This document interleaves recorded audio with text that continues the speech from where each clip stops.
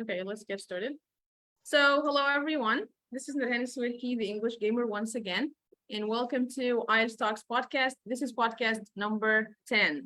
Okay, so on IELTS Talks podcast, we have guests from all around the world. We have IELTS trainers, IELTS teacher trainers, and even IELTS candidates with a band score of 7 plus. And today, my podcast is really different because we're not just talking about IELTS, but rather we are having like a comparison between IELTS test and APTIS test. And today I have a special guest from a different country this time. Today we have somebody from Turkey. We have my beautiful guest today, Gulbin Ozdemir Altigus. Okay, am I right, Gulbin? Yeah, you're right. Absolutely right. Okay. Okay, dear. So first of all, let me introduce my my guest for today for you. So Gulbin Ozdemir is a teacher of English who teaches young learners and gifted students in Turkey. She has been working as an English teacher for 10 years. She is a certified TESOL advanced practitioner and certified Microsoft Innovative Educator. She is currently working on her master's thesis in the field of ELT. This year, she's been nominated for the Dedicated Teacher Award from Cambridge University Press. She also has like different things, like she was awarded as she has been awarded as the most inspiring teacher of 2022 in Turkey, and awarded as best global educator by the International Internship University in 2022. So welcome, Gulbin. Thank you so much. Good evening, everyone. Thanks for joining us. Okay, so again, guys, as I told you, today we are going to talk about APTIS. Maybe not lots of people really heard about APTIS. What is APTIS? We know some tests like IELTS, of course, and TOEFL. Even in Egypt, we also hear about CEPT or OEPT are tests by American University in Cairo. But when we say APTIS, I guess it's a bit different. Maybe you didn't hear about it before, because it's not for everyone. And today we are going to talk about it with my friend. So first of all, let's start with telling you why I took APTIS, okay? And then also Gulbin is going to tell us about that. So I took APTIS before when I was working with British Council in Egypt or in Cairo. I was working as an invigilator, okay? So I invigilated in exams, IG exams, and also IELTS exams, okay? So that's why they needed me to take the test in order to know my level, you know? As an invigilator, you don't need to take the test, but in order to be a scribe, and scribe means that you are going to help, let's say, disabled or gifted students, as Gulbin said. Yeah, you need to take the test in order to be ready for writing, maybe for them, and also reading questions for them, or speaking in English with them, everything in English. So they have to make sure that you are the right candidate for that. That's why I took the test before. And now tell me, Gulbin, why did you take the test before? Okay, so it was really interesting and different experience for me, because I took TOEFL IBT before and other exams, but not at APTIS. So it was for a nationwide project, which is run by British Council and our National Ministry of Education, and also Sabancı Foundation in Turkey. So their collaboration brought us together, and then they told us that, okay, there's a project, but we need to choose you. In order to choose you, you need to take an exam, and it's called APTIS for Teachers. And it was quite different for me. It was quite amazing, and the exam itself was amazing. Then I had to take that exam in order to justify and verify my English level to be a part of that project. Then, yeah, I took the exam, and then, yeah, I've been working as a facilitator for the English Together project for a year already. So I'm happy. Yeah, that's amazing. Okay, so right now I'm going to ask you some questions, okay, about the test. So first of all, let's tell our audience, what is APTIS? Okay, so APTIS is a global exam, and it's developed by the British Council. And normally British Council is the co-owner of IELTS, and now they developed APTIS as well. Yeah, so it's a nice exam, actually. and an easy one, not like IELTS. Yeah. Yeah, it was really easy for me. Uh-huh. Okay, so who can take the test and how? Normally it's online, so we can call it like computer-based exam. So normally not everyone can take it. If we say that, it's like, I don't know, it could be not that right. Everyone can take, of course, but the companies should, I think, make a pre-request for the candidates Yeah. normally, and then you can take the exam. That's all I know. And there are 4 variations: APTIS General, APTIS for teachers, APTIS for teens, and APTIS for advanced. And also, as an individual, you can take it, and there are some test centers. You can just go online and choose a date. That's really flexible, and you can take APTIS exam after all. Okay, so which organization runs this exam? Is it just British Council? Yeah, it's just British Council for now. Yeah. But the Okay. exam itself is so nice because it's such an essential exam for me, because it helps the candidates test their English level with real life situations, and that's really nice actually. Because when I took Yeah. the exam, I saw the questions in front of me on the computer, and it was so nice that I saw some real life situations related to teaching, and also teachers' life and professionalism. And it was quite nice to see such an exam. It was all prepared for teachers and education, and it was so cool. Yeah, I see. Actually, the test I took, it wasn't for teachers, so I guess it was general or advanced. I'm not Yeah. sure. Mm-hmm. Yeah. So tell me about the sections. How many sections are there in the test? Okay. So there are normally, we can say 4 skills. So it's like 3 sections, 3 main sections. So one part is the core part. So it tests your grammar and vocabulary skills, first of all, and it's called as core part. And then reading and writing comes, and then speaking and sorry, Also reading and listening parts come, and then reading and Yeah. speaking parts come. Yeah, the Yeah. order is like that. And it takes 2 hours and 40 minutes to complete the test normally. Yeah. So you also took it as a computerized test, right? It wasn't paper-based. No, it wasn't paper-based. But normally they Yeah. have paper-based versions, and also they have some special features for the, I don't know how we call it, like blind people. And I'm not gonna call them blind, but I just want to call them people with special requirements. So they have a lot of choices for APTIS. Okay, so let's talk about the difference here between APTIS and IELTS. In IELTS, we don't have the part of grammar and vocab. We just have 4 sections: Yeah. listening, reading, writing, and speaking. This is one thing. Another thing is that in IELTS, it's the speaking test is not done on the computer, but rather you are going to be asked by a person. Okay, it's going to be a face-to-face meeting. So this is also another difference. But I guess the computerized version was nice, I hear the question and then I answer, so it's Yeah. easy. It was quite nice actually, because when I first heard that the exam was going to be computer based, I was like, okay, it's going to be like TOEFL.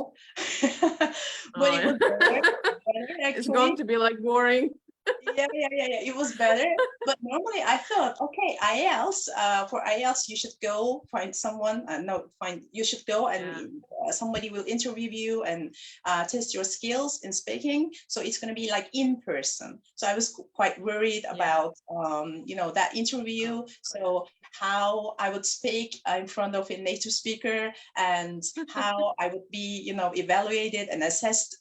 For example, my speaking skills are, to me, it's good, but for a native speaker, I was not quite sure about that. So then I just figure out that, okay, the reading and I think reading and listening parts are systematically scored, and the writing and speaking parts are examined by a human examiner. So they have trained examiners. So they're there to, assess your speaking, and it was quite nice because you just record your Yeah. speaking and then they just listen and they give you scores, and it's quite nice. Yeah, that's right. Okay, so let's talk about the results. How are the results scored? So we just talked about this, like it's automatic for listening and reading, and Mhm. speaking and writing are by a person. So is it a pass or fail exam? Not really. It's typical to IELTS actually, but there's no final score band, overall band score, or something like that. Yeah, instead, you have just final score, and it's out of 20, not 20, it's like 200. And it's actually different, and it's quite weird to me because normally we just, Turkish people are so accustomed to the score 100. And IELTS was different to Oh yeah, me. we have Yeah, the same in Egypt. Yeah. yeah. It was strange Yeah. because like either you have 0 or 9 in IELTS, and in Aptis either you Yeah. have 0 or 200. And I Wow. think, yeah, it was because of the skills, because the test itself is designed for 4 skills, and then they have, for example, for reading, they have a scala like starting from 0 till 50. And out of Yeah. 50, you just have, for example, 45, 42, or whatever you take. And then they count them together. They just collect them together. And then you have your overall score. For example, mine was like 195 or something like that. So I was quite shocked when I saw it. And yeah. And Yeah. it's quite different, but it's nice. So did you study a lot for that test? Not really. Not really. Oh yeah. Actually, Same actually, it's here. I yeah. didn't study. I just looked at some kind of samples on the internet, and that's it. Yeah. I haven't. Normally, to be honest, I haven't even checked because I was too busy with coordinating everything with the system, because they give you a Yeah. kind of system like onboarding thing, and you have a kind of application that runs your computer on its own. It's like it's fully automatic and you can't do anything. You have to scan your No. ID, you have to scan the room, you have to scan your face, you have to smile. So that's why I was too busy doing that. I had no Yeah. time for, checking out the samples, but it was quite nice. And also, at that time, I was working at a primary school, and I was working with class teachers, and class teachers Wow. were so curious about my score and how the exam went, because it's really I don't know, it's quite interesting experience for them. For example, Yeah. they don't have such exams, but normally in Turkey, every Mhm. exam is for English teachers. We have to prove our English all the time. So that's why they were so curious. And I just told them, okay, the exam was just fine. The exam itself was just fine. The questions were so well designed, and the structure was so good. And the dialogues and the given tasks were so good. And if I don't succeed, okay, I give all the credits to exam. The exam is so nice. I was kind. Yeah, I kept It saying is all the nice, time. but my score is not going to be nice, right? Yeah, exactly. Okay. So now let's talk about which one is better, Aptis or IELTS? Actually, we wouldn't say, I guess, we wouldn't just compare them like, okay, this is better or this is better. But normally we can say which one is quite like more popular or more recognized. For example, IELTS is of course more recognized, Yeah. and but we can compare, of course, the two exams, because they are too recognizable and like prestigious, and they're both so nice exams. And also, um, for example, so many companies and so many countries up this as well. But we can compare them, I think, in terms of 5 things. For example, time. And if you take IELTS, it's like more or less the same. IELTS is like 2 hour and 45 minutes exam, and APTIS is 2 hour and 40 minutes. But financially, IELTS is too pricey and too pricey. I'm sorry to say that, but APTIS is So not. how much is it in Turkey? I haven't checked that, but it's like double my salary, maybe. It could, Oh, yeah. really? IELTS, yeah. Yeah, it's because of the currency. It's just because of the currency. Oh, yeah, I see. Yeah. And also we can compare the versions because IELTS, they have academic and general, and APTIS has more. And also skills. For example, in IELTS, speaking tests are done in person. And I just, as I told you before, speaking and writing are scored by the human examiner in APTIS. And also scoring is different. So we can just say that maybe IELTS, for IELTS takers or candidates, we can say majority of immigration is really important, because when you want to immigrate to somewhere, Canada or USA or UK, it doesn't really matter. So it's like it's the right one for you to take, and also for international educational opportunities, because I think, as far as I know, forgive me if I'm wrong, but I think it's recognized by more than 140 countries or something like that, IELTS. And for APTIS, it's just like 80 countries for now. But it's quite popular in Turkey. It's because of the English Together project, which is run by our education ministry and also British Council. But I think it's going to be quite popular in the upcoming days, because it's such a nice way to test the teachers. So easy, so simple, and so practical. It's computer-based, and it's quite nice to see that your English level is just nice still after 10 years of teaching. Yeah. Okay, so I want to ask you about the fees of APTIS. How much did you pay? None. Or you didn't pay? None. No. British Council paid for us. It's because of the project, and I quite like it. As I told you before, the TOEFL, I didn't pay anything for TOEFL either. So that's a nice part. Lucky you, Gulbin. We pay a lot. But you know, for APTIS, I also didn't pay, because also it was by British Council. They made the request, and I just did the test, and that's it. But for IELTS, we pay a lot also. Of course, for TOEFL, it's more and more. But yeah, unfortunately. But fingers crossed, let's hope to find some scholarships or vouchers for IELTS. Yeah, that's what we do. Okay, so let me ask you about the do 2 of these exams test 4 skills at a time? Yeah. And also APTIS has more, like grammar and vocabulary. And actually, that was my weakest part. Grammar and vocabulary. For example, I just checked my scores because it is correlated with Common European Framework score band.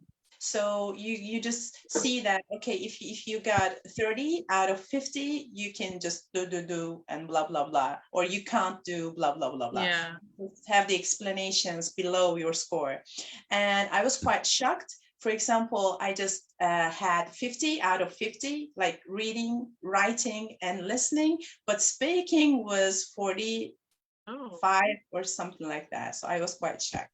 And and for grammar and vocabulary, I took 42. Can you believe 42 out of 50? 42. That was the worst. But this is, this is also good, No, it's not good. It's not bad. Yeah, it's not that good, but it's fine. Yeah, I was quite ashamed, like grammar and vocabulary. Come on, you can't speak. I as far as I remember, I didn't really ask them about my score, but they said you passed. So lucky me, I passed. I didn't really ask about that. So, okay, Gulbin, can you hear me well? Yeah, I can hear you well, but probably you can't see me. Yes. Because of the electricity went off here. But Okay, no yeah, problem.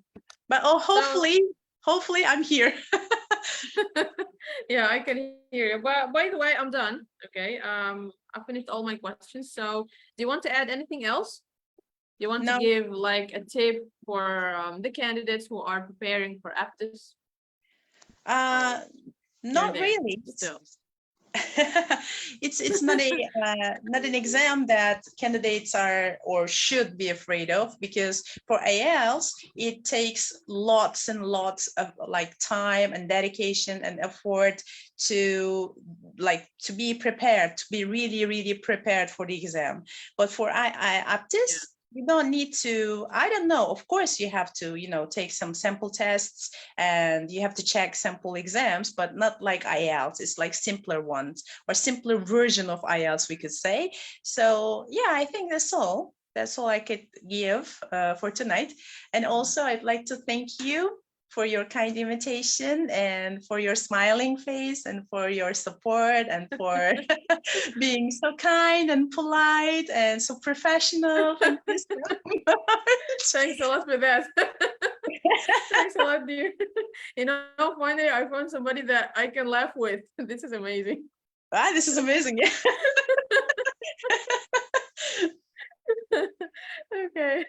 So thank you, Gulbin, for being with me today. I'm really excited about your experience and about your passion. You are really passionate about what you're doing, as I told you before the podcast. And Yeah. I really like that.